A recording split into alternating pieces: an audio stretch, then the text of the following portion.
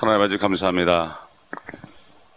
지난 며칠 동안 어린아이들에게 요한계시록을 완전히 다 강의할 수 있도록 도와주시고 이 아침에도 또 주의 재단에 나와서 주님의 은혜의 보좌에 나올 수 있도록 은혜 주신 것을 감사합니다.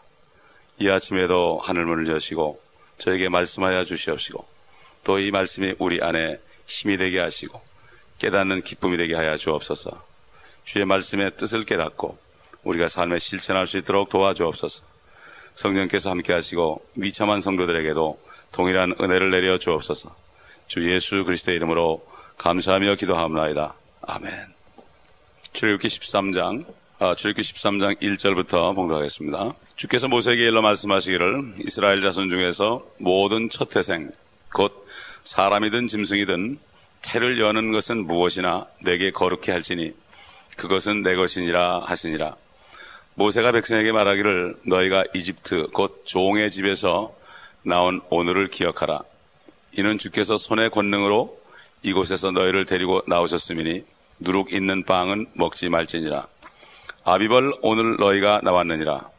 주께서 너를 가나안인들과 히린들과 아모리인들과 히위인들과 여부스인들의 땅 곧 네게 주시려고 네 조상들에게 맹세하신 젖과 꿀이 흐르는 땅으로 데리고 가시는 때가 이르리니 너는 이 의식을 이달에 지킬지니라. 너는 7일 동안 누룩 없는 빵을 먹고 7일째에는 주께 명절을 지킬지니라. 너는 7일 동안 누룩 없는 빵을 먹고 누룩 있는 빵은 네게서 보이지 않게 하며 어떤 누룩도 네 모든 처소에서 너와 함께 보이지도 않게 할지니라. 너는 그날에 네 아들에게 보여주며 말하기를 이것은 내가 이집트에서 나올 때에 주께서 내게 행하신 이 일 때문에 행하는 것이니라 하라. 이것이 네게는 네 손의 표적이 되고 내 눈 사이에는 기념이 되게 하여 주의 법도가 네 입에 있게 하라. 이는 주께서 강한 손으로 너를 이집트에서 데리고 나오셨습니다. 그러므로 너는 매년 주의 계절에 이 율례를 지킬지니라. 아멘. 여기는 본문 2절에 보면 처음으로 거룩히 하라 하는 말씀이 나옵니다. 거룩히 하라. 성경에서 처음으로 나오는 말씀입니다. 영어로 sanctify. 거룩히 하라. 그럼 이 거룩한 뜻이 무엇인가? 성경은 성경에서 대답하죠. 12절 가보면은 너는 태를 여는 모든 것과 네가 소유하고 있는 짐승에게서 나온 첫배 새끼를 주께 따로 떼어놓을지니 그 수컷들은 주의 것이니라. 따로 떼어놓는 것, 성별하는 것을 얘기합니다. 사도 바울은 로마서 1장에 자기는 하나님의 복음을 위하여 성별됐다. 그리스도인들은 무슨 나쁜 짓을 안 하는 것으로 끝나는 것이 아니라 이제는 하나님께 성별돼서 그래서 하나님의 일을 하는데 완전히 드려져야 된다. 이것이 바로 뜻입니다. 그렇기 때문에 이 이스라엘 사람들은 자기들이 죽을 자리에 결국은 어린 양이 죽었습니다. 어린 양이 죽었습니다. 그렇기 때문에 첫 태생, 어차피 그들도 똑같이 이집트인들하고 똑같이 죽어야 되는데 똑같은 죄인인데 바로 하나님의 첫 태생의 상징인 어린 양이 죽임을 당함으로 그들이 죽지 않았기 때문에 그 첫 태생은 다 떼어놓고 거룩히 하라 이렇게 한 것이죠.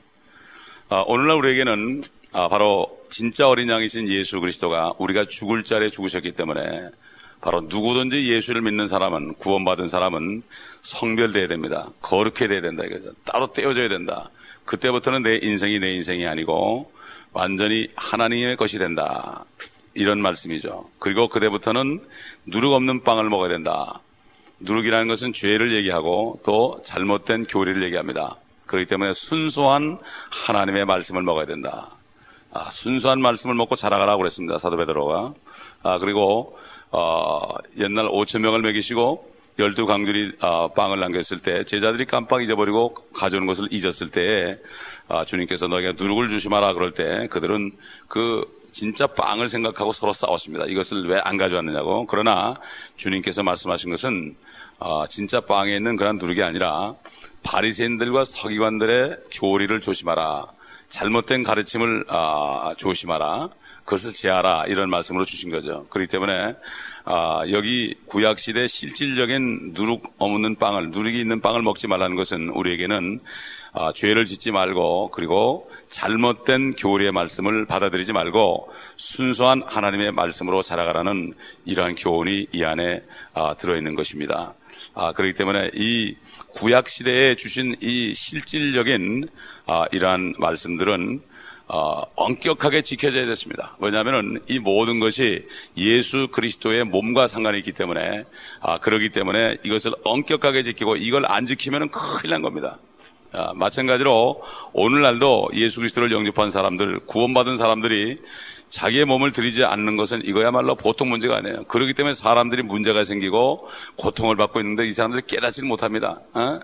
그래서 고린도전서 6장에 우리 잘 아는 말씀 보게 되면, 고린도전서 6장에 보게 되면은 6장 19절 20절 우리가 잘 아는 말씀인데 읽어보게 되면은 이런 말씀이 있죠. 또한 너희 몸은 너희가 하나님으로 받은 바 너희 안에 계신 성령의 전인 것을 알지 못하느냐.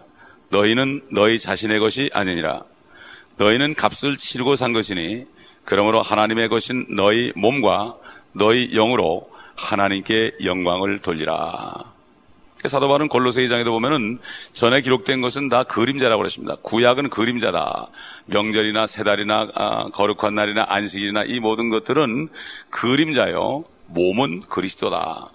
결국 이 구약에 나타난 모든 모형들은 예수 그리스도의 몸과 관계가 있기 때문에, 그래서 이 사람들은 이것을 어길 때 엄청난 고통을 받고, 심지어 모세는 가나안 땅에 들어가기 직전에 바위에게 말하라고 그럴 때 바위를 2번 쳤기 때문에 결국 가나안 땅에 못 들어갔습니다. 그거 뭐 별겁니까 그거?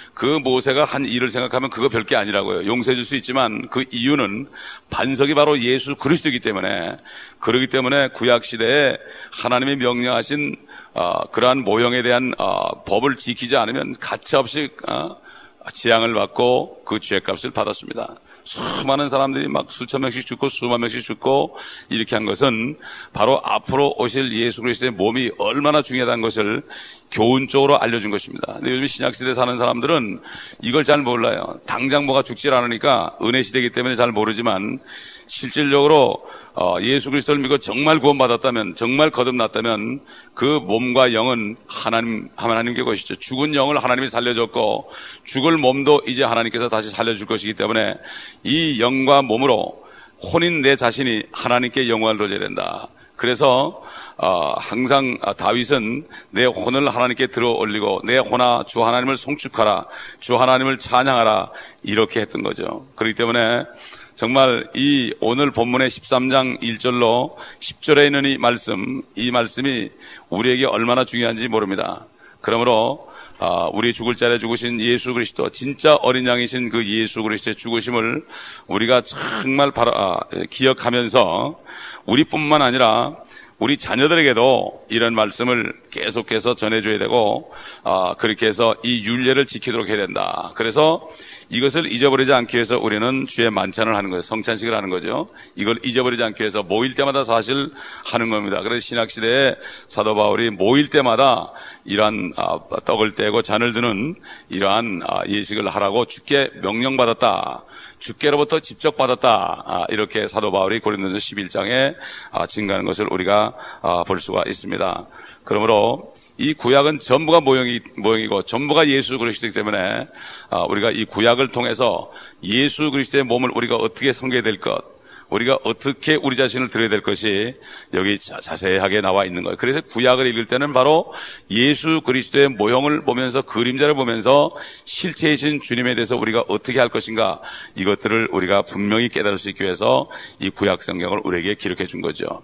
그래서 사도 바울을 통해서 일부는 많은 것들을 서신서를 통해서 알려줬지만 아직도 우리에게 이 구약을 통해서 많은 교훈을 줬습니다. 그러므로 성령을 통해서 우리가 이것을 깨달을 수 있습니다. 구약을 읽다가 신약을 깨달을 수 있습니다. 요한계시록을 읽다가 구약을 깨달을 수 있고, 구약을 읽다가 신약을 깨달을 수 있을 때 성경 전체의 뜻을 깨닫고, 그럴 때 하나님이 나에 대한 뜻이 무엇인지 알 때 우리의 몸과 영을 주께 드릴 수가 있고 몸과 영으로 하나님을 섬길 수가 있습니다.